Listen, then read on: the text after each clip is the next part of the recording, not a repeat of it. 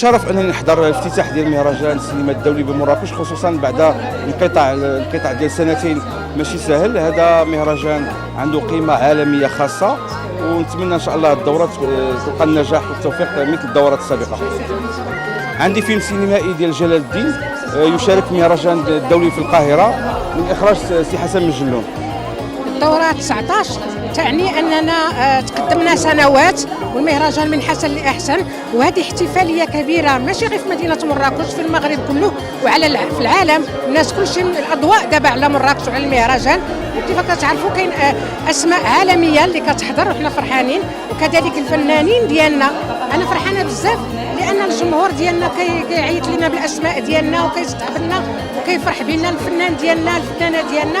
هذا الشيء جميل، وهذه واحد الاحتفاليه. كيف تنقولوا كونت اون ايم لا في اون فاو سينما، حينما نحب الحياه تمشيو للسينما. الحياه رجعت الحمد لله من بعد هذا الانقطاع ديال عامين ديال دورتين، والمهرجان رجع بقوه. كاين الحضور ديال نجوم كبار عالميين، نجوم وطنيين، ومراكش مدينه البهجه كتبقى دائما مدينه الفرح والسعاده.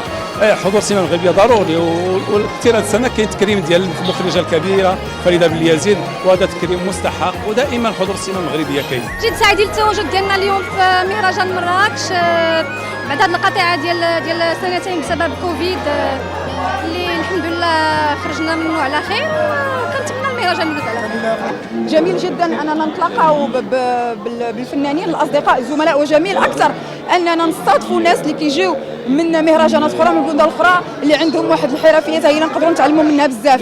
سعيده بتواجدي هنا اليوم. ديال فريده بن يزيد، التعليق ديالك؟